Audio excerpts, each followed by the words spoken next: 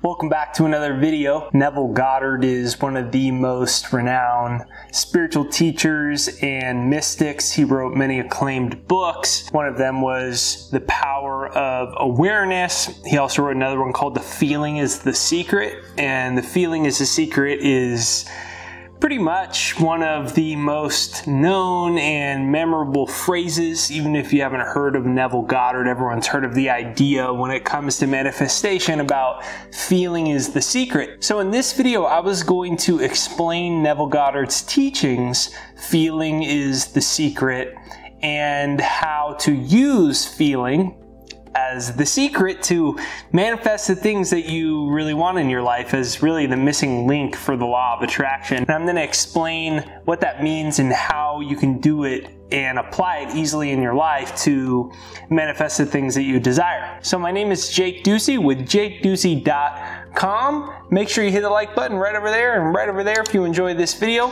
and comment down below, feeling is the secret. And let's dive right into this video.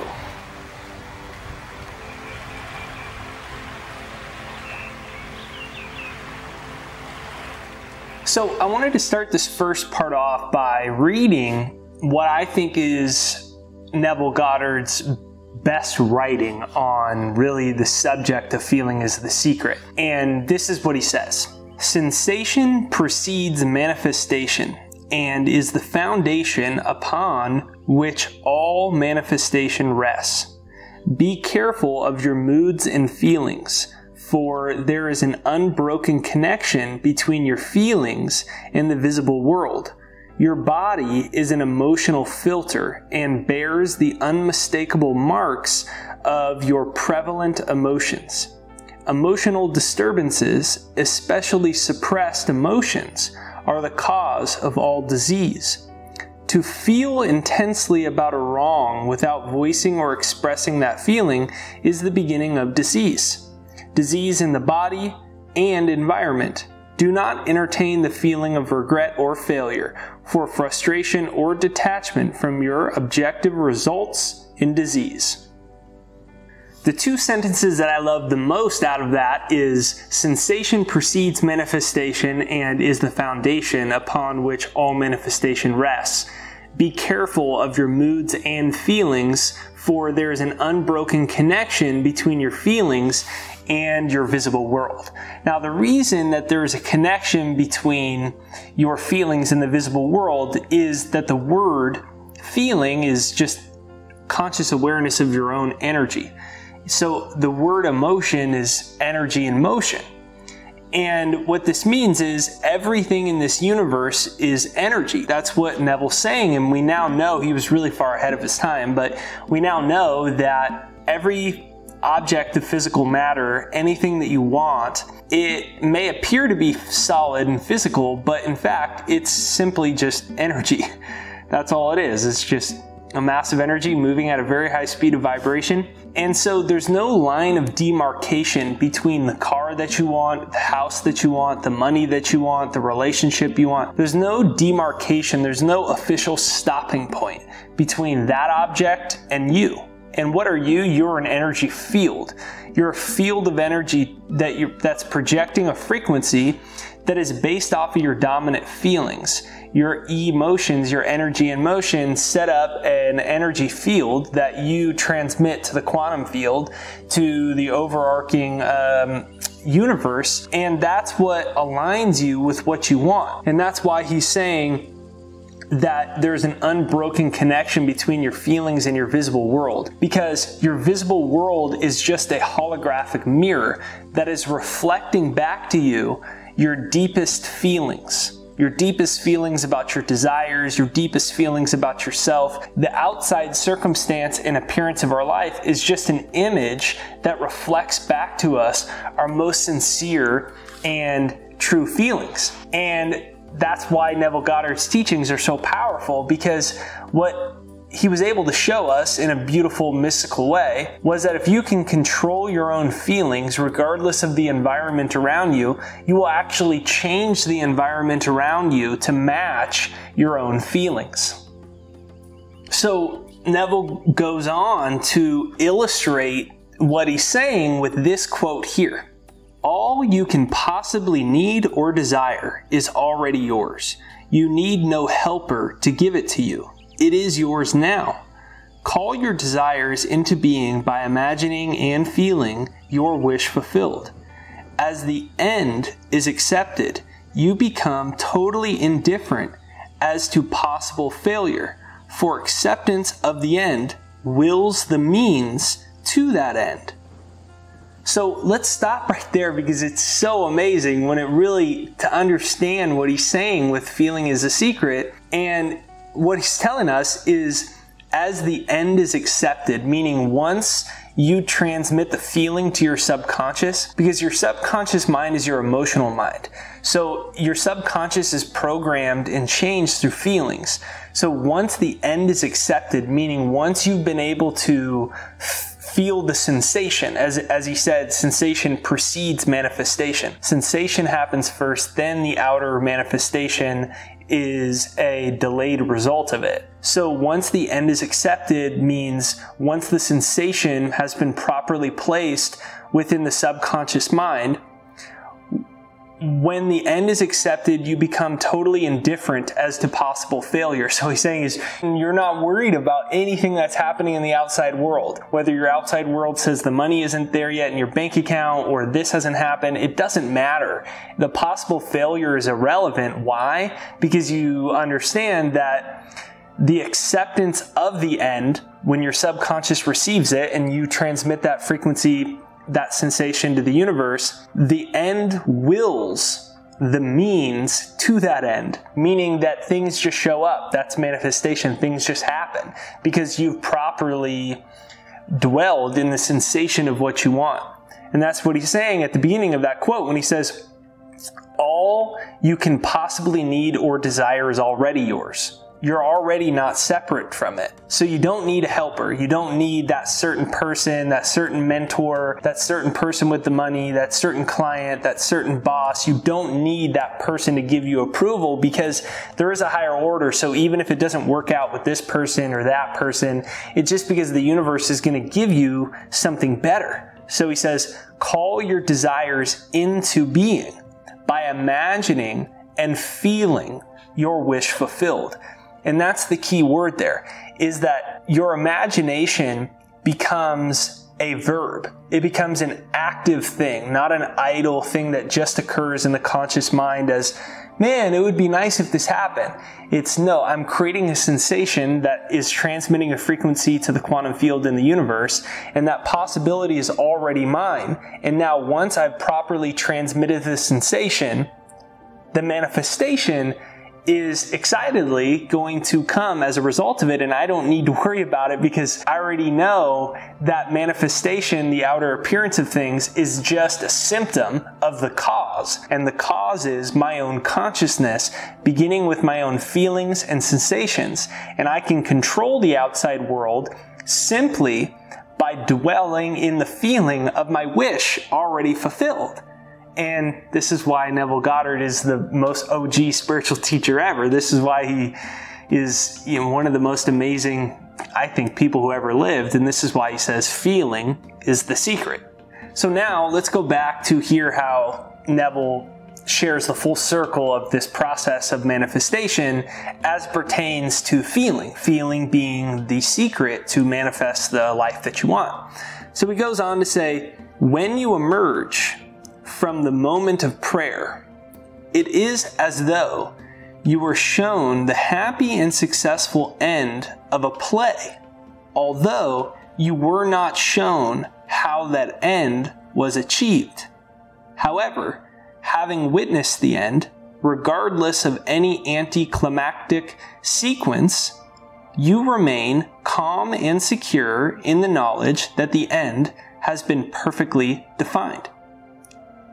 So this is what's so beautiful in full circle, is what he's saying about prayer is an active process. It's not begging to God, hey, God, please, come on, help me out, please, come on, hey, are you up there? Because that level of consciousness is already not understanding that sensation precedes manifestation and what you want is already yours, that the universe is a totally giving, unconditionally infinite giving creation that we can participate in from our own consciousness. So he's saying, when you emerge from the moment of prayer, you emerge, and it's as though you already were shown the ending. You already knew what was going to happen. You already felt so great about it. You were already grateful about it. You're already saying, thank you, God. Wow. You already communed with God in this beautiful heaven that is in your imagination.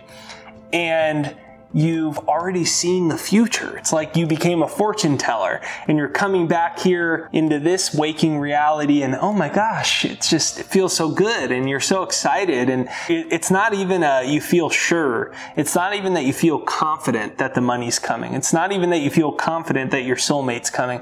It's not even that you feel confident that it's going to work out perfectly and you're going to succeed, because you already know it. It's like, it's beyond even being confident. It's just total state of knowing, because you understand that feeling is a secret and it precedes manifestation. So he says, having witnessed the end, you remain calm and secure in the knowledge that the end has been perfectly defined. That your imagination is really you telling God, or you telling the universe, what you intend to manifest. And it already exists. Just imagine that it's like this invisible, puzzle piece that's just sitting there, and it holds all the possibilities. And it says in the Bible that Neville talks about, he says that creation is finished. So if creation is finished, it means that energy is never created or destroyed, and everything's energy. So what that means is what we want already exists, because creation's finished. It just exists as a mere possibility in the universal mind. And we claim it, we manifest it, we materialize it here in this reality by asking for it and praying for it. But asking and praying is different than the way we typically think of it. Asking and praying is you offering the feeling of what you want already fulfilled. It's you expressing the excitement and gratitude to the universe that it's already here. You've already seen it so clearly that it exists now. Lastly, to apply this, really the most powerful tool for manifestation from Neville as feeling, I'll leave you with this quote from Neville on how to continue to apply this into our life. And he says, quote, "You must be in the consciousness of being or having that which you want to be or have before you drop off to sleep. Once asleep, man has no freedom of choice. His entire slumber is dominated by his last waking concept of self."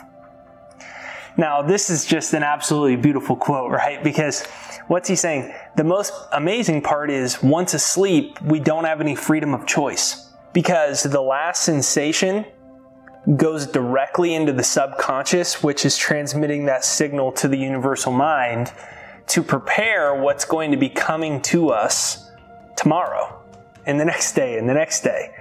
It's like it's setting all the framework for what's about to happen when we wake back up out of sleep. So he says you must be in the consciousness of being or having that which you want or to have before you drop into sleep.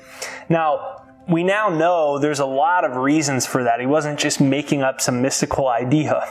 We now know from all the studies they've done on brainwaves and such, your brainwave state drops just before you go to sleep. So the slower your brainwave state gets, the more in a state of hypnosis you are.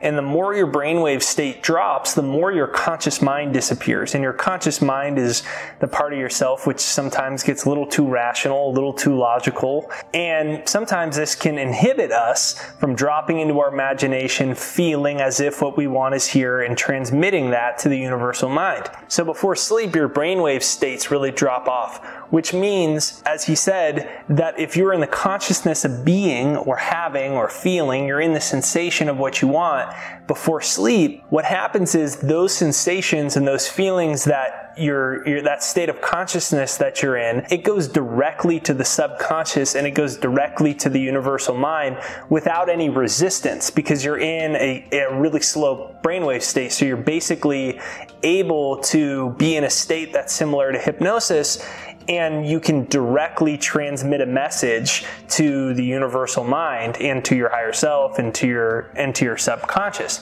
So then you wake up the next day and out of nowhere you get the email, and out of nowhere you get that good phone call, and you get that break, that positive news comes your way, you get that sale out of nowhere, the soulmate comes when you're looking for oranges in the grocery store, it comes in common hours, and it just happens. So I hope you enjoyed this video. I invite you to give this process and give it a try. If you haven't yet, check out some of Neville Goddard's books, Feeling is a Secret or The Power of Awareness, or many of the other ones. If you enjoyed this and you think that this is an important video, please be sure to hit the like button right over there on this side and right over there on this side. The like button is what sends us out into the YouTube universe so more people see it. So leave a comment down below that says feeling is the secret. You can comment down below feeling is the secret and hit the like button. When you do hit the like button, leave a comment. It does help the YouTube algorithm to send these videos out to more people. Be sure to subscribe and hit the bell notification as well to get notified for new videos. A little bell notification, even if you already subscribed. That's actually how you get notified for new videos. So thank you for watching.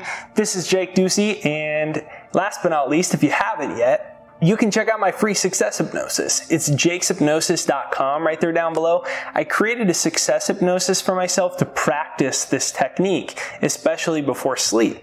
So I use my success hypnosis to start training my brain to be in the state of what I want. Now, I found that it makes me get more benefit. I get more results out of my sleep techniques when I'm sending messages to my subconscious and to the universal mind before sleep.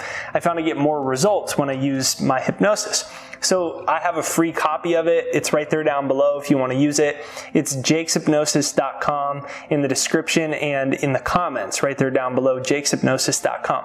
Well, thank you very much for watching this video, and I'll see you next time.